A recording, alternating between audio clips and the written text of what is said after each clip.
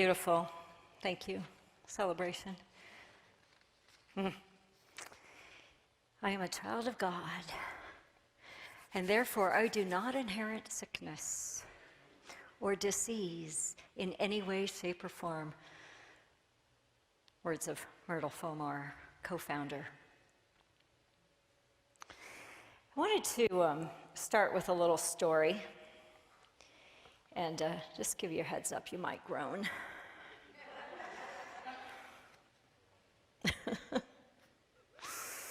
You know, I met a lot of you yesterday at Bob's service and last week when we started opening up, and I'm actually meeting more and more of you, which is really lovely. But you know what? One of the consistent things that people say to me, which is really fabulous, and I keep wanting to record it because I want to share it with my husband, who may or may not be watching today, but he might be. And that is, I really like your bad jokes. And so I really appreciate that. So if it's true, keep encouraging me. And if it's not true, well, you know that's encouraging me, right? Okay, so there was a couple who had been married for like 30 years. Long time, successful marriage. He was super successful businessman, and she was successful in her own right. But the kids are gone, and she's kind of like, you know, wanting more purpose, more passion, more intimacy in her relationship. She wanted something deeper. She just wanted more. Not money, not stuff, but a deeper meaning, a deeper fulfillment. And she kept trying to talk to her husband about it, and he kept not getting it. So she said, "Will you go to marriage counseling with me?" And he's like, "Oh, all right." And they went to marriage counseling, and they sat down, and the guy was wonderful, and he was listening, and he was really hearing them, and he was witnessing back to them, and he was starting to get that he, the husband, wasn't really getting what she, the wife, needed. So he finally said, "Okay, this is what she needs. I'm going to show you specifically what she needs."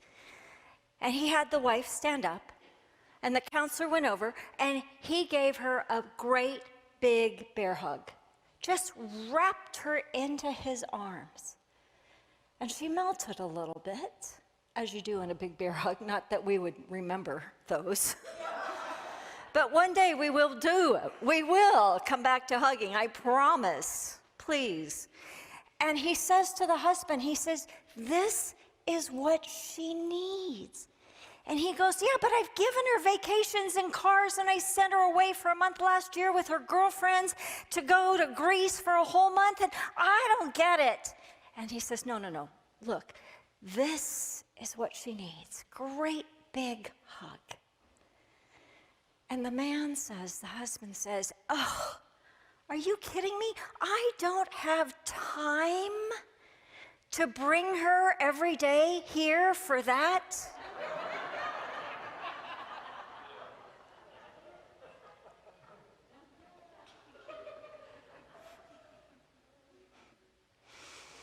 I can hear Rob go, "You didn't do that very well."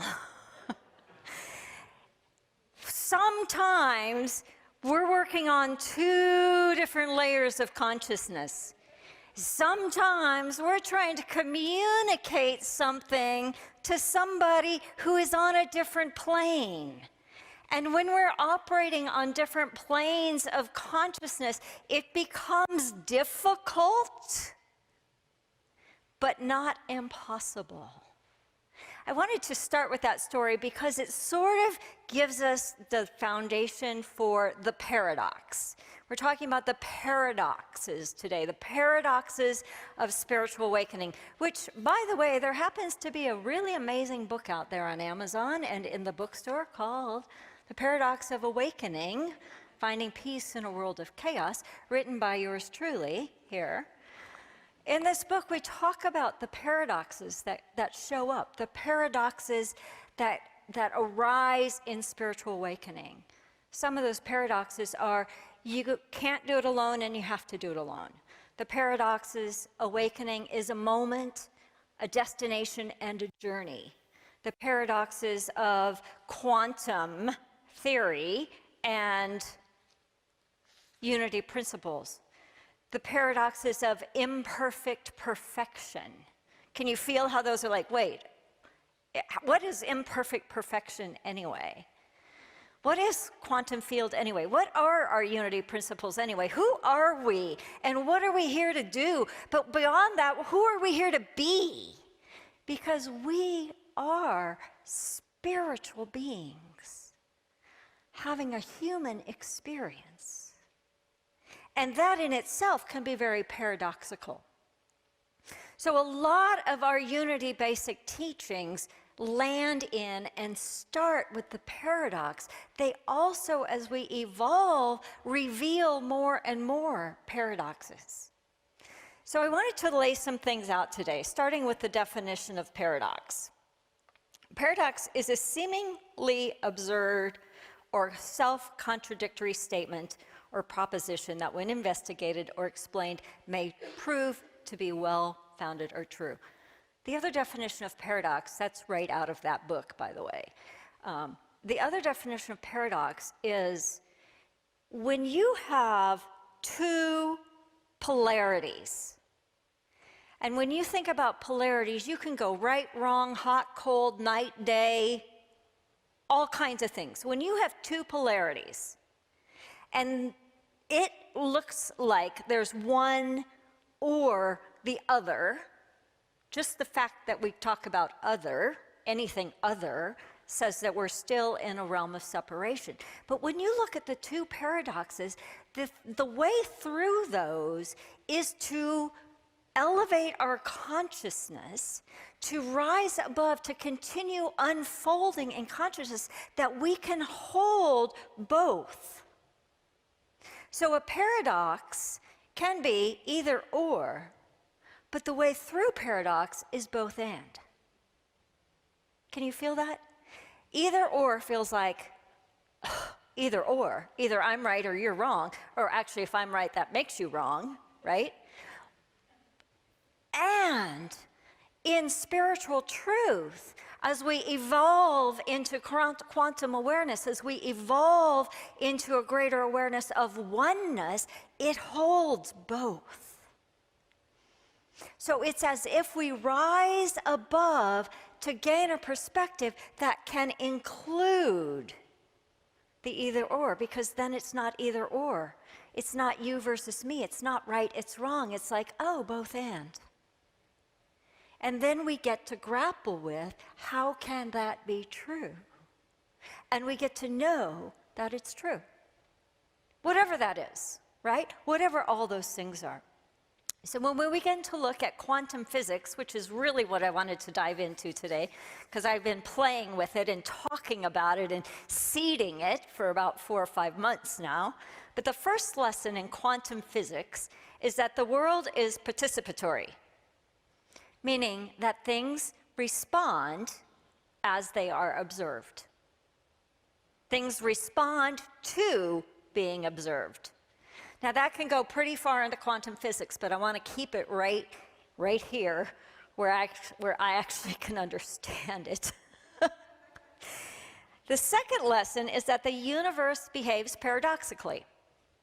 Therefore, the paradox of awakening. Therefore, the paradoxes of the quantum field, the quantum theory, and unity principles. So what that means basically is that we don't like the unknown, and we'll do everything in our power to stay out of it. At the same time, the paradox is the unknown is the answer to every single problem and issue and concern we have. We want to change, right? I've been hired in ministries where they're like, we want change, we want change, we want change, but we don't want to change. We all do it. It's paradoxical. It's the way our brain is wired. Our brain is wired to be protective, to be safe, to be comfortable, and anything outside of that is where our growth is where our good is where our expansion is. So if we can begin to go, wow, that's paradoxical, instead of going, oh no, it's paradoxical, you go, oh cool, it's an adventure. What might we see today? So the quantum, what is the quantum? The quantum is this place, this field that is a little bit unknown. The basics in quantum theory is that there are waves of energy and particles. So the waves of energy is the infinite. When we enter into the quantum, we enter into what Charles Fillmore calls headquarters, right? Charles Fillmore says, I go to headquarters. I'm going to go to headquarters until I experience this, whatever this is, truth. The quantum field is God, source, creation, the universe. The quantum is creative. The quantum is the infinite divine mind.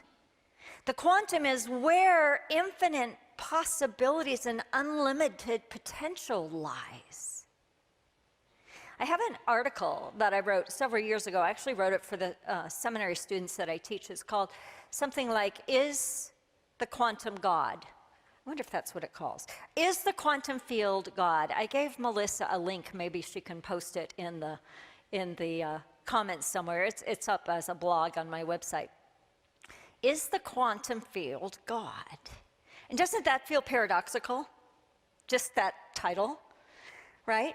But if we look at, and what I did in that article is I explored, because I'm using the language of enter into the quantum, enter into the still place, the point of stillness, enter into your own essence, your higher self, your Christ potential, the kingdom of God.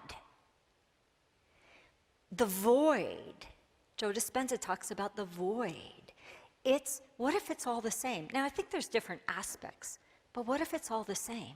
And what if we begin to interchange some of our language as we begin to explore what science is finally giving us language for what spirituality has known for centuries, or multiple millennia, probably. But when we talk about the quantum, we have to talk about vibrations and frequencies. So quantum says that all things are vibration. That when we enter the field of the unknown, oh, that's the other word, right? The field of the unknown, the void, and we set an intention, then that intention, by setting intention or an observation, becomes a particle. A particle is material world. A vibration is spiritual world.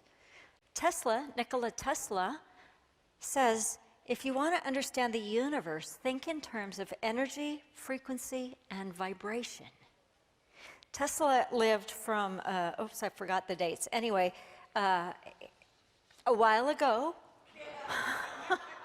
I had it written down, but I don't see it in my notes, so it's disappeared somewhere. But Tesla worked off of the work of Einstein, and Einstein said this: we are slowed down sound and light waves. We are the wave of the quantum slowed down, a walking bundle of frequencies turned into the cosmos. I love that. We are souls dressed up in sacred biochemical garments, and our bodies are the instruments through which our souls play their music. That excites me. Part of the reason that excites me is it resonates with me. I'm like, yes! It's giving me language, different language for that which I've been experiencing. It gives me a framework in which to stand, to grapple, to wonder, to become curious, to argue with sometimes, but I found arguing doesn't work that well. Just a point back to the marriage counseling, right? So if we look at our basic unity principles and we lie it out over quantum theory, we look at the paradox and then we look at the bigger picture. So we say our basic principle is, our first one is, there's only how many presences? One presence and one power, active in the universe. We call it God. We call it good all the time. There's only one presence in the universe. That is the quantum. Wait, what? Wait, what? I want you to grapple today. I want you to go, wait, what? At least twice. Because that tells me I'm doing my work. Wait, what? Together, let's try it. Wait, what? Wait, what? Okay, good. You're getting it. Okay.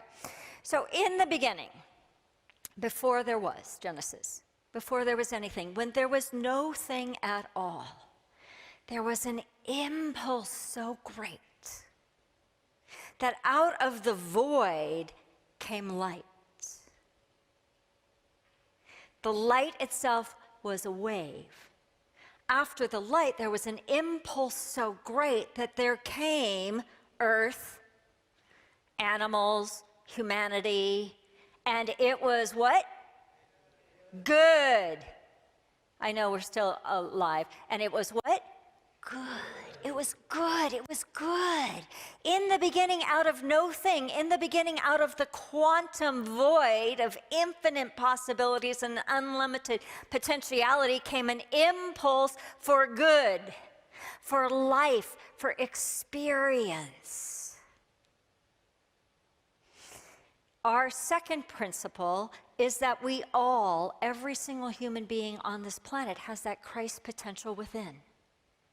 That we are Christed beings, maybe not in fulfilled manifestation, because we have to live through our egoic personalities and our issues and our karma and our life lessons, but we all have that potential, just as the potential of the oak tree is in every single acorn. We all have that potential. In unity, we say that we don't only have that as a potential, it has become our responsibility to awaken that Christ, to awaken, to embody, to integrate the best, biggest, most brilliant of our own Christ essence that's possible. Yes? Yes. Yes. And the way we do that is to grow outside of our comfort zone. No! Yes. And to do that, we have to get out of what is comfortable. Because comfort is comfortable, but comfort also keeps us with what we know, and what we think, and what we believe, and what we experience. And all of our upcoming good is outside of that comfort zone, by definition, including our own awakening. It doesn't mean we have to leave good for less than good. We leave good for great. We leave good for better, for greater, for more oneness, for more kindness, for more compassion, for more unity, for more awareness of that which we've been blind to, right? Because we can only see what we can see. When we see this, that's all we see. But when we remove our blinders, when we begin to wake up, when we begin to recognize that, wait a minute, this is my work on the planet. I am a spiritual being, here for a spiritual experience inside the human condition. Now, a couple hundred years ago, the mystics, they got to go live up in a hut on the mountain. Now we're called to live in humanity. It's like, whoa, that's much harder. I think it is for me. Not that I got to go live up on a hut, but I always thought that would be a wonderful place to be, right? Those memes, they show up on Facebook and they're like, could you live in this cabin on the woods with no internet for a whole year? I'm like, yeah. Let me try. Or the one on the beach. That's where I would want to go. Poet Hafiz says, I wish I could show you the astonishing light of your own being. I wish I could show you the astonishing light of your own being. Like the light that is. What if that light of our own being is that Christ presence?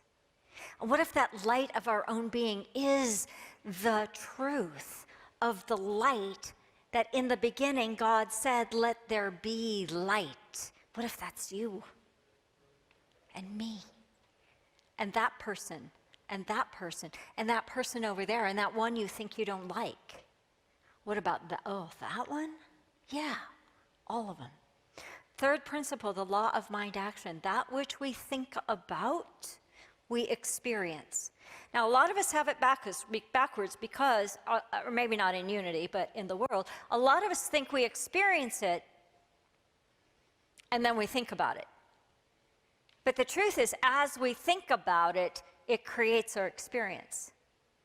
So the law of mind action has been a foundational principle for unity. It was cutting edge when Charles and Myrtle and all of the other New Thought leaders were discovering it, were developing it. It was so brand new. The whole realm of mental science was just being discovered and talked about. Since then, we've also had emotional science, and since then, and the whole development of psychology and all of that arena. Meanwhile, the scientists are developing the quantum sciences, right? They're moving from Newtonian to quantum, from the atom to the particle and the wave. Charles Fillmore wrote a book called The Atom Smashing Power of the Mind. It's in our bookstore, it's in our lending library, it's on Bookshop. If you haven't read this book of Charles Fillmore and you like Charles Fillmore, you should read it because it's filled with quantum. It's fascinating. Now, they didn't have the language, right? But it is filled with quantum theory. It is filled with quantum ideas. I have a quote from it. It says, Charles Fillmore's mind was simply fascinated by the idea of the atom. It talks about atoms. This how do you say that? That tiny little thing. Right, you got it. Particle of substance and the enormous energy locked up in it. At other times, he thought of it as the very essence of this spiritual energy. He was already knowing that. He was knowing that quantum. So we take the law of mind action and we look at it and we transcend it. So the laws of the universe are the laws of the universe. The law of gravity is the law of gravity. It works for everybody. There are no exceptions. Doesn't matter what color your skin is or who you love or who you worship, right? The law of gravity works. But the paradox to the law of gravity is the law of aerodynamics. Like, wait, what? Thank you. Wait, what? Wait, what? Well, I mean, that's common knowledge, right? We know that the law of aerodynamics transcends the law of gravity because it includes other pieces of the law that allow that plane to get up off the ground and land safely, utilizing the laws of gravity. I talk about this in this book a little bit. But the law of the mind action is also transcended by the law of vibrational science. So when we talk about what we think about is what we see and what we get and what we experience, the transcending, the paradox of that is it's beyond thinking. It is who we vibrate, how we vibrate. It is our vibrational being.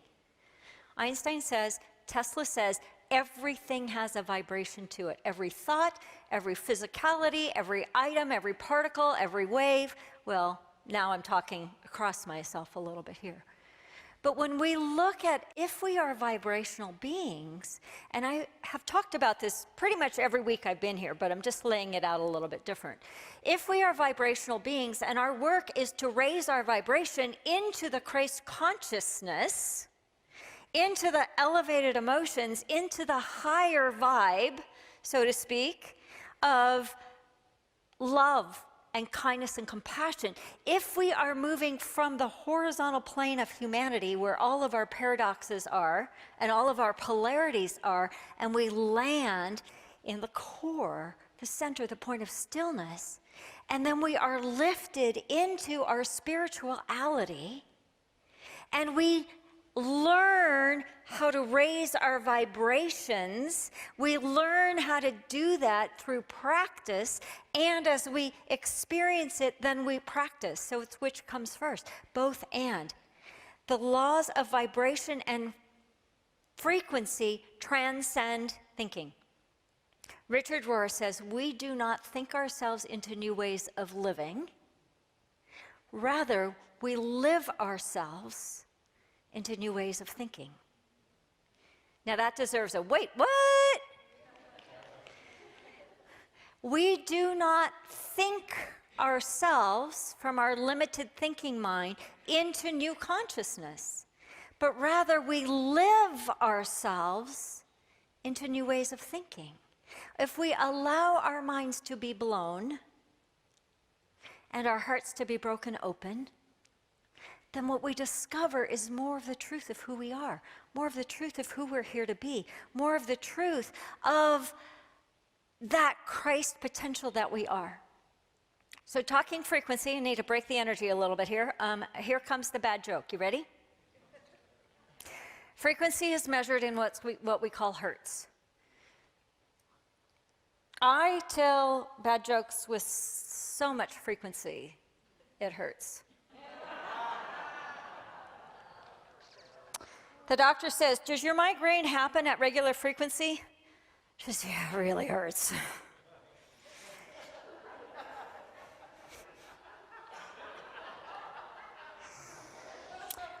Why can't humans hear over or under certain frequencies? It hurts too much. Yeah, you're getting it. Okay, one more. At what frequency does laughter become painful?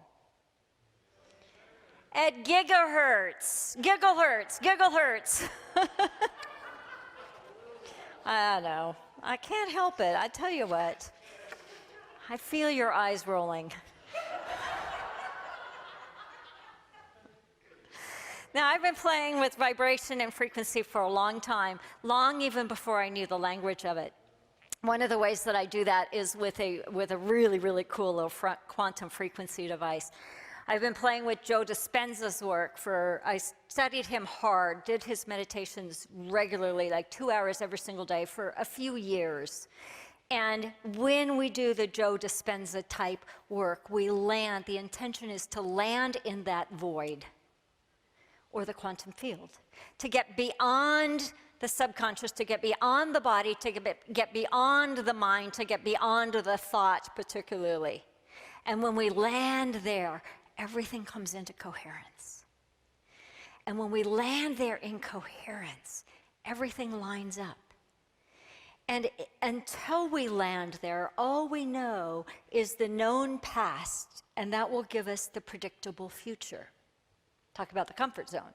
But when we land there, then we open to infinite. We open to new possibilities. But it's only in landing in the unknown that we can begin to dream up the new.